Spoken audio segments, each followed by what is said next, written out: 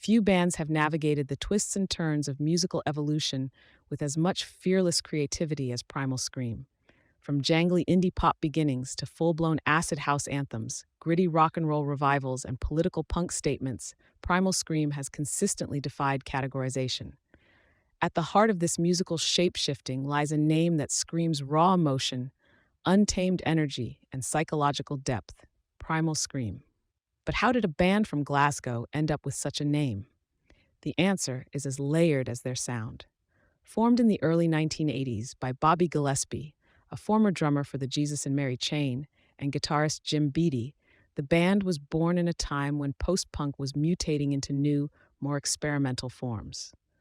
The Glasgow scene was buzzing, and Gillespie, already steeped in punk attitude and alternative spirit, wanted a name that felt visceral, immediate, and deeply human. Inspired by Arthur Janov's 1970 book The Primal Scream, the name struck the right chord. Janov's controversial therapy technique involved patients releasing repressed pain and trauma through uninhibited cathartic screaming, a concept that resonated with Gillespie's emotional approach to music. The idea of shedding layers of social conditioning to expose a raw, unfiltered truth became a fitting metaphor for the band's ethos. Primal Scream wasn't just a name, it was a mission. It captured what the band wanted their music to be: instinctive, emotive, and unforgettable. The name conveyed rebellion, urgency, and the idea of art as a form of psychological liberation. Whether they were tapping into psychedelic landscapes on Screamadelica or channeling Stones-inspired rock on Give Out But Don't Give Up, the name Primal Scream always fit like a clenched fist through a velvet glove. The band's early sound leaned into post-punk and C86-style indie pop, but it wasn't long before they began to experiment.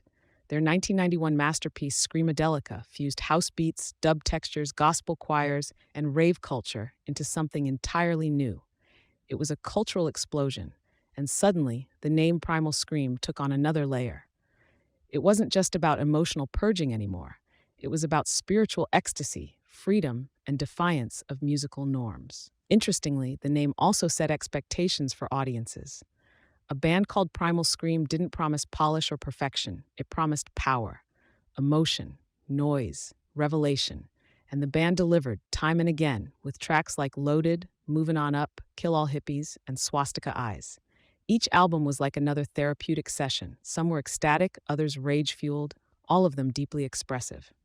Throughout the decades, Primal Scream has remained loyal to their identity. The name still holds relevance because it isn't tied to one sound or trend. It's rooted in a feeling, a truth, a need to be heard.